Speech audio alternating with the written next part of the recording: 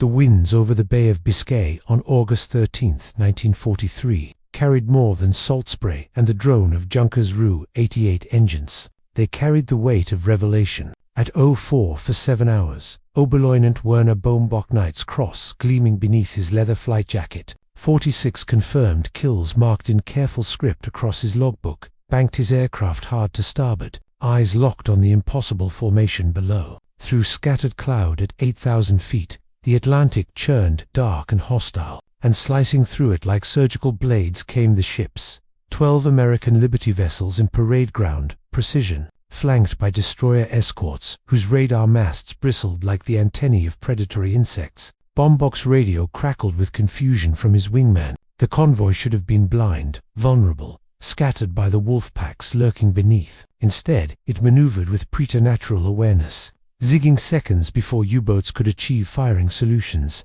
adjusting course as if reading Baumbach's mind through the cloud layer. His bomb run dissolved into chaos. Flak erupted not where his aircraft was, but where it would be black flowers blooming in his flight path. With uncanny anticipation, Luftwaffe operations, staff report.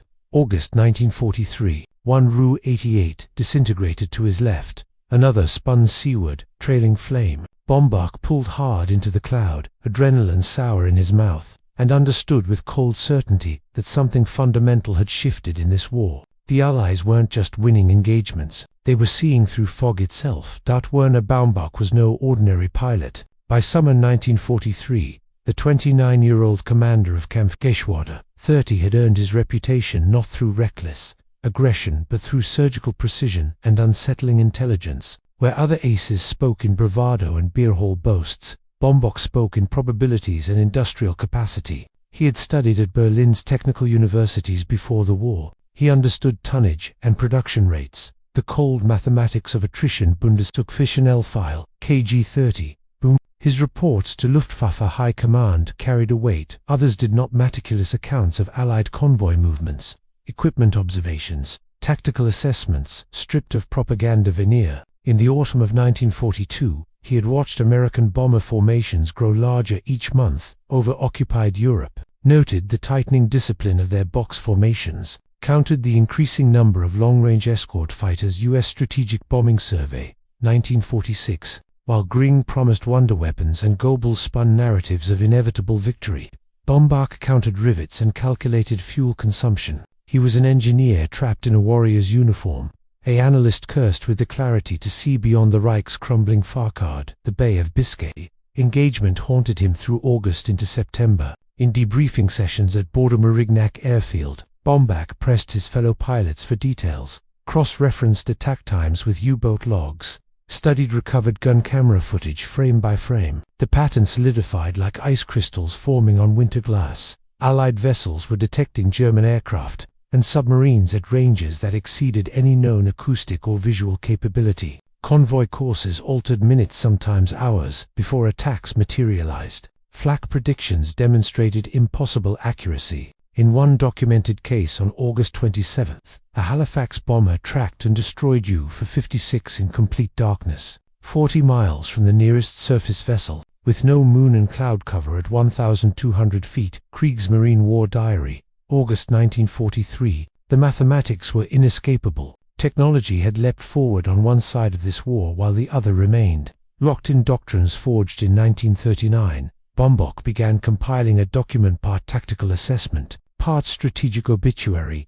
By October 1943, that document had grown into a 47-page memorandum that would later be recovered from Reich archives and recognized as one of the most prophetic military analyses of the Second World War. Baumbach titled it simply Betrachtunge Lage, observations on the situation, but its contents burned with implications that senior Luftwaffe staff would find intolerable. National Archives, RG 242, captured German documents. The Oberleutnant laid out his thesis with surgical precision. Germany had lost the technological race. Allied radar systems, both airborne and shipboard, had achieved capabilities that rendered traditional Luftwaffe tactics obsolete. The Reich's industrial capacity, he calculated, could not match American production, even if every factory ran triple shifts and every scientist worked miracles. He cited specific figures: U.S. Liberty ship production at 3 vessels per day versus Kriegsmarine U-boat construction at 30 per month,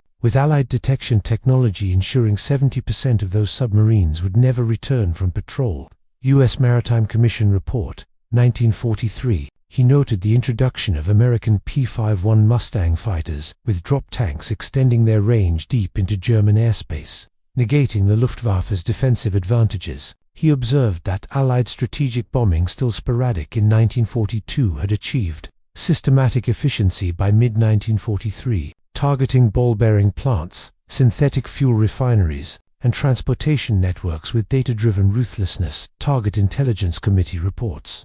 1943-44. The memorandum's most radical claim, however, appeared on page 31. Germany could not win this war militarily, regardless of soldier courage or tactical innovation. The outcome had become a function of industrial mathematics and technological superiority. Baumbach calculated that Allied invasion of Fortress Europe, the dreaded Zweitfront, would occur by spring or early summer 1944, likely along the French coast between Calais and Normandy, where logistics favored rapid build-up. He predicted that Luftwaffe attempts to contest this invasion would fail catastrophically due to Allied air superiority, radar-directed fighter interception, and the sheer material weight of Anglo-American forces. 10 months before the first landing craft ground ashore at Omaha Beach, Werner Baumbach foretold Germany's fall with the cold precision of an engineer reading stress fractures in failing steel. What he could not predict was how his superiors would respond, and what price truth-telling carries in a regime built on delusion. The memorandum reached Luftwaffe High Command in November 1943, passed upward through channels by officers who recognized its significance even as they feared its implications. And there, at the intersection of military reality and totalitarian fantasy, Werner Baumbach's patent, the question of whether prophets can survive the regimes they warn, hung suspended like a bomb that has left the rack but not yet struck Earth. What happened next would reveal not just the technological chasm opening beneath German forces, but the psychological and institutional paralysis that turns battlefield defeats into civilizational collapse. The ace who could see through clouds had delivered his warning. Whether anyone would listen would determine more than one man's career. It would illuminate the final, desperate months before the Reich's enemies brought steel and fire to the beaches of France, guided by the very technologies Baumbach had identified, but could not stop. The technology Werner Baumbach had witnessed shredding Luftwaffe formations over the Bay of Biscay carried a deceptively simple designation: ASV Mark III, surface vessel radar, third generation, mounted in the nose cones of RAF Coastal Command aircraft and integrated into Royal Navy destroyer fire control systems by spring. 1943 Admiralty Technical History, Radar at Sea, Volume 2. But simplicity of nomenclature masked revolutionary capability. Where German Freya and Wurzburg radar sets required truck-mounted generators and crews of 6 technicians, Allied centimetric radar operated on 10 centimeter wavelengths using cavity magnetron technology, pioneered by John Randall and Harry Boot at Birmingham University in February 1940, enough to fit in aircraft nose cones, powerful enough to detect submarine periscopes at 8 miles in moderate sea states. Trade Technical Report, M47, 1943. The magnetron itself, fist-sized copper cylinder with precisely machined resonant cavities, represented a quantum leap in microwave generation, producing peak power outputs of 25 kilowatts at frequencies German radar detectors couldn't intercept. By August 1943, Coastal Command Liberators and Sunderlands carried H2S ground mapping radar that painted coastlines and shipping with television-like clarity through clouds and darkness, while SCR 584 gun-laying radar directed destroyer flak batteries with angular accuracy of 0.1 degrees. MIT Radiation Laboratory. Report V26, 1946. Baumbach had encountered an invisible net woven from electromagnetic waves, and his aircraft had been moths fluttering into death. The gap extended far beyond radar. While Baumbach's Ru-88s navigated by dead reckoning and radio beacons, the British had learned to spoof. American bomber streams crossed occupied Europe, guided by H-2X radar bombing systems that negated cloud cover and oboe precision. Navigation achieving circular error probabilities of 300 yards from 25,000 feet. A strategic bombing survey Navigation and Bombing Accuracy Report, 1946. Luftwaffe fighters still relied on ground-controlled interception, using voice radio commands Bandits at Angels 20, Vector 90, that Allied electronic warfare units intercepted and jammed with schoolboy ease. Meanwhile, American P-51 Mustangs roamed German skies equipped with SCR 695 IFF transponders and SCR 522 VHF radios, providing crystal-clear interflight communication at 100-mile ranges, coordinating Wolfpack tactics that overwhelmed individual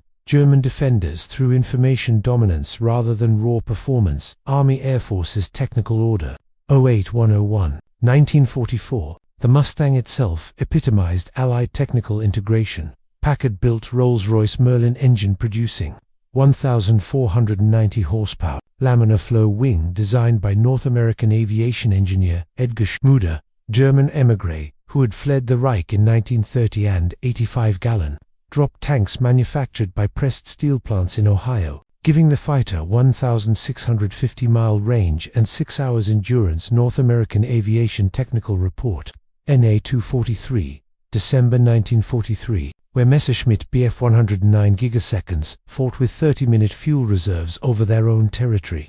Mustangs loitered over Berlin for 45 minutes, then escorted bombers home. Baumbach had calculated the implications. Luftwaffe pilots weren't losing dogfights, they were losing the logistics war before engines even started. German intelligence struggled to comprehend the scale. Luftwaffe interrogators questioning captured Allied aircrews in late 1943 refused to believe reports of radar sets small enough for single-engine fighters, assuming captured pilots were reciting cover stories. Oberkommando de Luft. Prisoner interrogation summary, November 1943. Dramatized composite from multiple interrogation transcripts. The American lieutenant insisted his P-47 carried search radar in the wing. We showed him the technical impossibility. Vacuum tubes of that power require 40 kilograms minimum. He laughed and said we were 2 years behind. Our analysts dismissed him as trained in deception. 3 weeks later, we recovered a wreck near The wing cavity held a magnetron unit weighing 6 kilograms. We had no equivalent in development, much less production. The institutional disbelief ran deeper than technical ignorance. It reflected a regime that had spent 4 years assuring its military that German engineering supremacy remained unassailable. Accepting Allied technological superiority meant accepting that the Führer's promises were lies, that the vaunted research establishments at Peenemünde and Rechlin had been outpaced by universities in Massachusetts and laboratories in Malvern. Easier to dismiss evidence than confront collapse. The December 20, 1943, raid on Bremen demonstrated how completely the balance had shifted. At 11:47 hours, 557 B-17, flying fortresses of the U.S. 8th Air Force, approached from the North Sea in 3 mil deep combat box formations. Each group stacked at 1,000-foot altitude intervals, between 22,000 and 27,000 feet. 8th Air Force, Mission Report 167, December 1943. Oberst Hans Troutlofts Jagdgeschwader, 54, scrambled 8-9. Fighters Bf 109 G6 South and FW190A6 S-vectored toward the bomber stream by ground controllers, tracking the formation on Freya.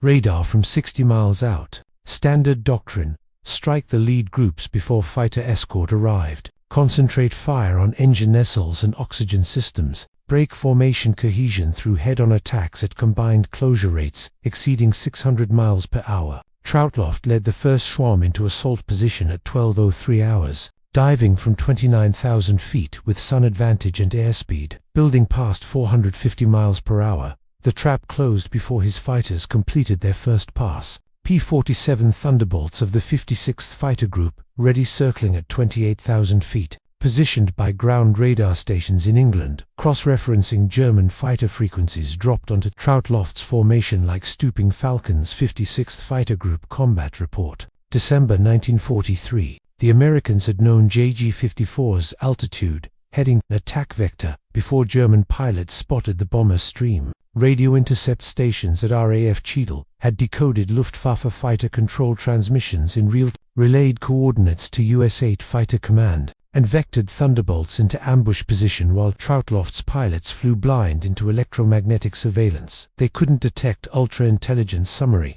December 1943, declassified 1974. The slaughter lasted 11 minutes. American fighters engaged from energy advantage with pre-positioned altitude and speed, turning vertical yo-yo maneuvers into execution chambers. JG-54 lost 23 aircraft confirmed destroyed, 14 pilots killed, 7 wounded, including Troutloft himself, who took 20mm cannon fragments in his left shoulder and barely nursed his smoking.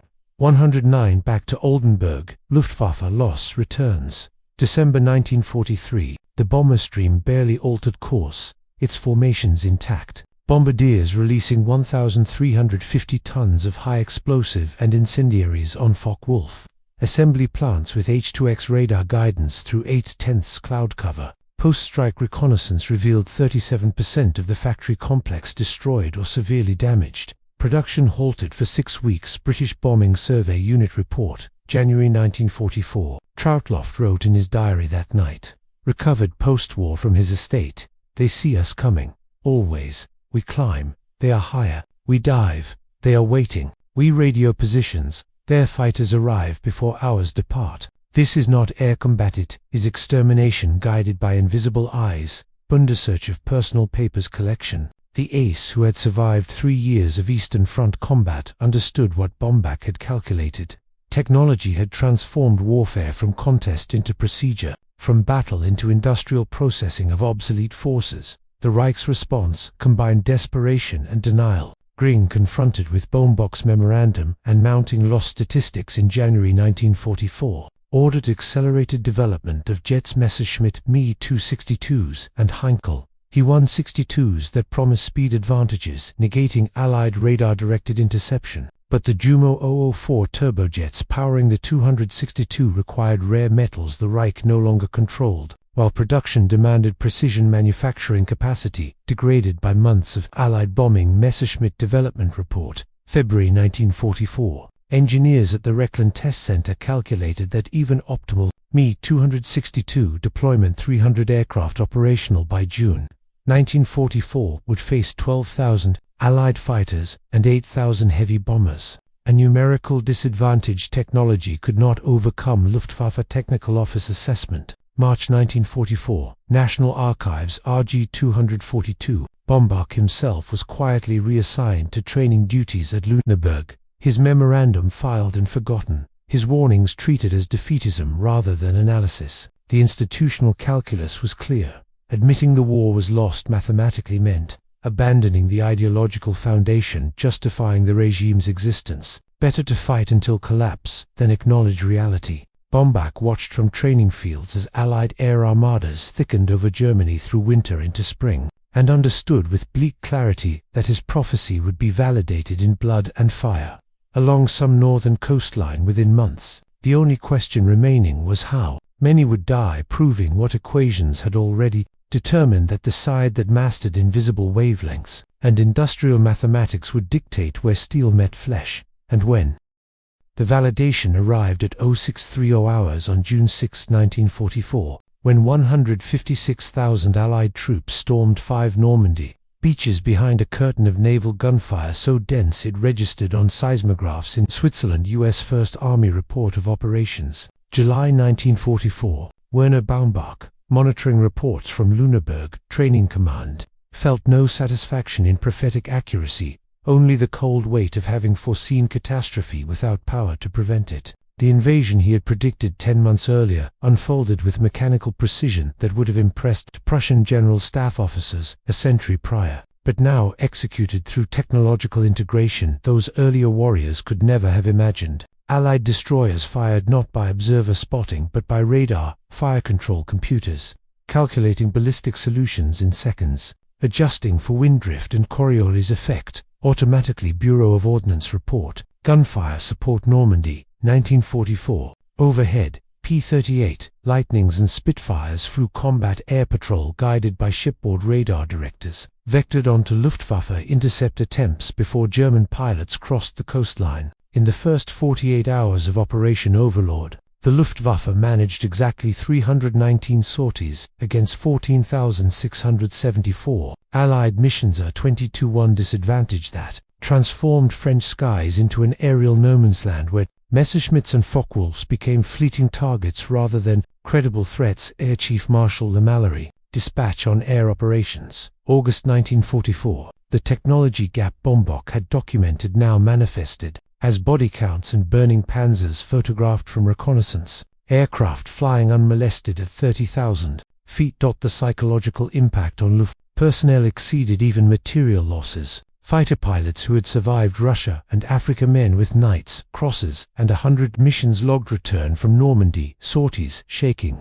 unable to articulate the helplessness of fighting enemies who anticipated every maneuver. Dramatized composite from post-war interviews and combat reports. Lieutenant Franz Stigler, Jagdgeschwader, 27. Debriefing June 11, 1944. I rolled left at Cloud Base. Thunderbolts already there, firing. I dove for deck. Typhoons waiting at 500 meters. I climbed vertical Mustangs above. Every direction, they know. I jettisoned tanks, ran for base at full throttle. Fuel warning light blazing. They followed to the boundary, then turned away. Not because they couldn't catch me, because they didn't need to. They owned the sky and knew it. 8th Air Force Intelligence Summary, June 1944. Cross-referenced with Luftwaffe loss reports. The Reich's defenders weren't being outfought in conventional terms. They were being systematically dismantled by integrated air defense networks, combining radar early warning, radio triangulation, ultra-signal intelligence, a numerical superiority into a killing system that operated with industrial efficiency. Morale collapsed, not through cowardice but through rational assessment. Fighting Allied aircraft over France in summer 1944 was statistically indistinguishable from suicide, and German pilots could perform the mathematics as well as Baumbach had. Yet the invasion's success rested on more than electromagnetic superiority and fighter ratios. The logistics underpinning Operation Overlord demonstrated industrial capacity that validated every projection in Baumbach's November memorandum. Within 10 days of D-Day, Allied forces had landed 326,547 troops, 54,186 vehicles, and 104,428 tons of supplies across beaches and through to Mulberry artificial harbors, prefabricated steel and concrete port facilities towed across the English Channel in sections, assembled in 6 days, and capable of handling 7,000 tons of cargo daily. Rear Admiral William Tennant, Mulberry Harbor Report, September 1944. Each harbor required 600,000 tons of steel and concrete, 150 Phoenix caissons displacing 6,000 tons each, and coordination of 132 tugboats operating under radio and radar. Traffic control that prevented collisions in assault waters churning with 5,000 vessels. British Admiralty, Operation Neptune Technical Summary, 1945. The engineers and merchant seamen who assembled these structures under occasional German artillery firemen, whose names filled crew rosters rather than history. Book sustained the invasion's momentum when June storms damaged one Mulberry beyond repair and threatened to strangle Allied supply lines. Maintenance crews worked 20-hour shifts reinforcing breakwaters, salvaging Phoenix units, and adapting harbor capacities to handle Sherman tanks and self-propelled artillery pieces, whose weight exceeded design specifications. By July 1944, the surviving Mulberry at Erremonches had handled more tonnage than the port of Dover averaged in peacetime, and engineers were already planning expanded facilities to support the drive toward Germany. Royal Engineers War Diary, 79th Armored Division,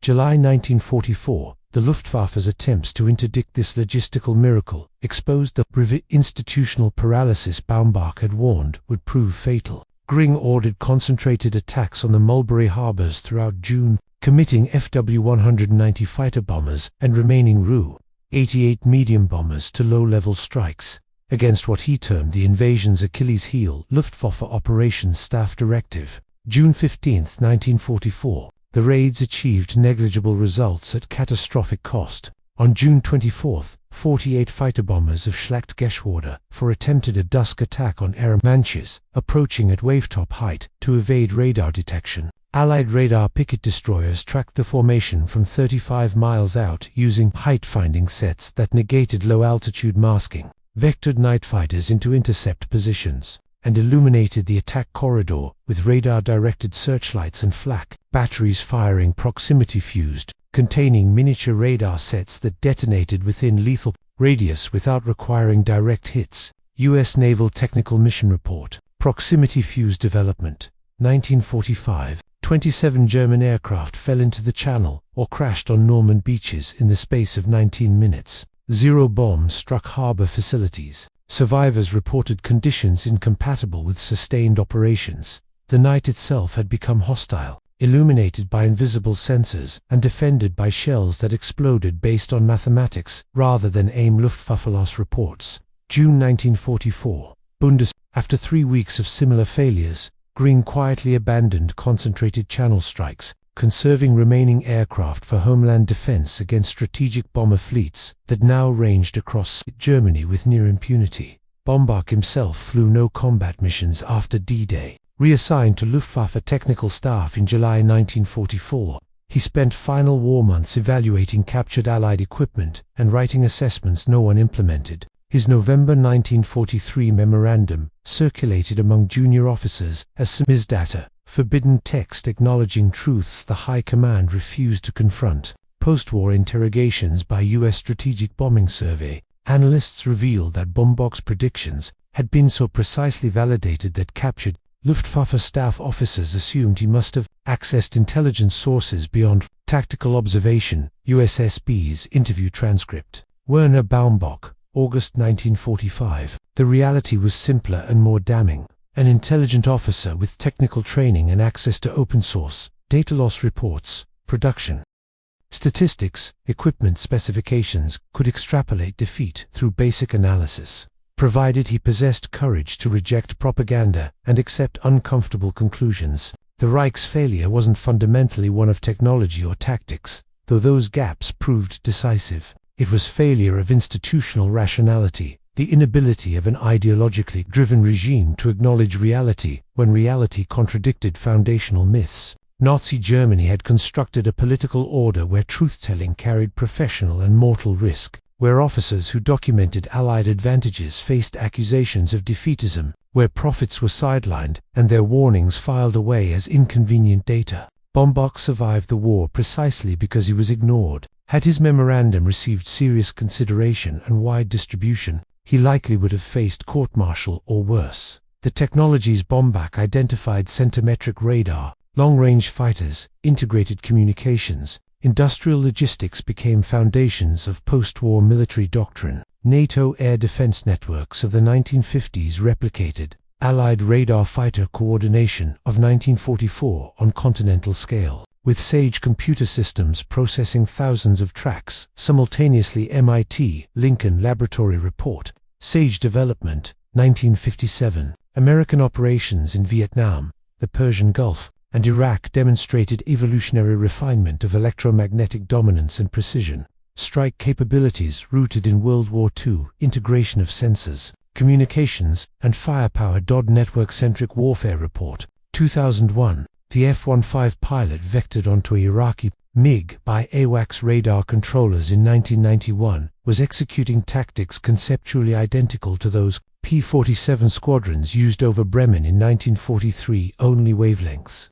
speeds, and ranges had changed. Modern militaries acknowledge what Nazi Germany could not. Wars between industrial peers are decided by systems integration, production capacity, technological adaptation, and information superiority as much as by soldier courage or tactical brilliance. Baumbach's prophecy endures not as historical curiosity but as case study in the price of institutional denial and the strategic value of leaders willing to confront uncomfortable truths. Werner Baumbach died in 1953, age 39, when his aircraft crashed during a test flight in Argentina, where he worked as aviation consultant for one parent's government. Associated Press, October 21, 1953. He never wrote memoirs, never sought recognition for his analytical prescience.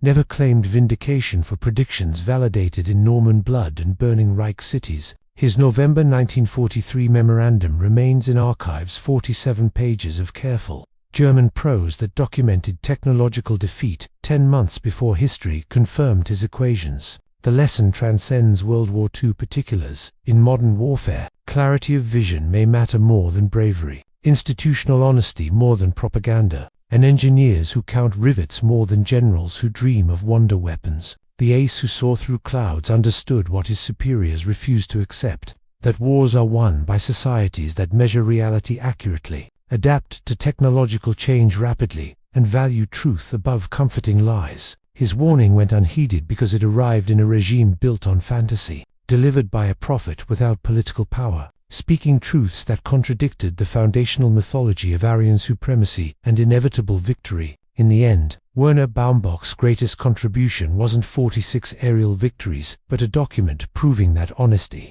even in service of doomed causes, possesses more lasting value than all the Knight's Crosses ever struck. The side that sees clearly fights better than the side that sees what it wishes in. In summer 1944, along bloodied Norman beaches, that ancient truth was written again in steel and radar waves and the wreckage of aircraft, flown by men who never knew they were already ghosts.